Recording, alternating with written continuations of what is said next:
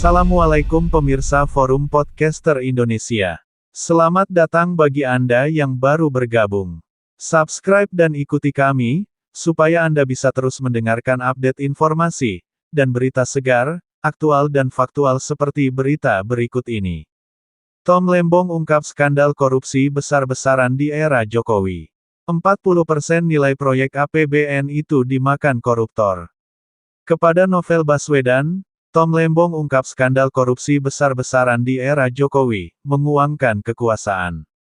Mantan Menteri Perdagangan dan juga ex-Kepala Badan Koordinasi Penanaman Modal (BKPM) Tom Lembong, mengungkap mega skandal korupsi di era kepemimpinan Jokowi.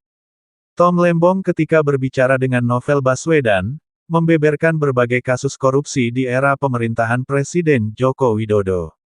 Ketika masih duduk di pemerintahan Jokowi, Tom Lembong mengakui pernah diingatkan oleh seorang konglomerat. Sang konglomerat itu mewanti-wanti, agar Jokowi lebih berhati-hati saat memakai uang negara dalam membangun infrastruktur, karena berkesempatan akan dikorupsi oleh pihak lain. Bahkan menurut tim ses pasangan Capres-Cawapres Anies Baswedan dan Muhaimin Iskandar ini, APBN hingga 40% dikorupsi. Saya tidak sebut namanya ya, tapi ada top 10 konglomerat pernah bicara ke saya untuk bilang, "Pak Tom, tolong ingetin Pak Presiden kalau proyek infrastruktur yang dibiayai APBN dan ditugaskan ke BUMN itu 40% dari nilai proyek dimakan korupsi," beber Tom Lembong dikutip dari kanal YouTube Novel Baswedan. "Oh gitu ya?" ujar Novel Baswedan menimpali.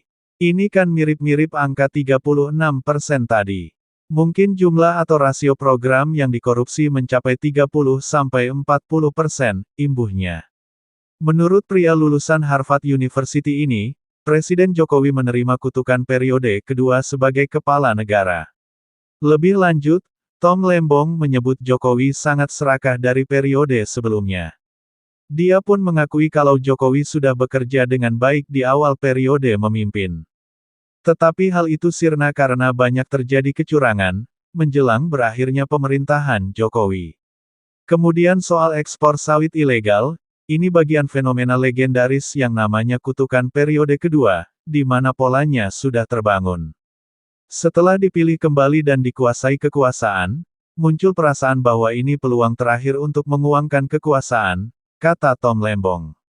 Karena setelah ini kan selesai, jadi muncullah motivasi berbondong-bondong bagaimana memaksimalkan peluang untuk menguangkan kekuasaan, pungkasnya. Demikianlah Forum Podcaster Indonesia kali ini. Jangan lupakan, dan tetaplah ingat kepada 6 pemuda beriman, pengawal ulama, yang tidak salah apa-apa, diculik, lalu disiksa dengan sadis dan kejam, kemudian dibantai tanpa belas kasihan, oleh segerombolan setan. Setelah itu, difitnah habis-habisan. Kasus ini dikenal sebagai kasus KM50, yaitu tragedi kemanusiaan paling biadab yang pernah terjadi di Indonesia. Senin tanggal 7 Desember tahun 2020 yang lalu.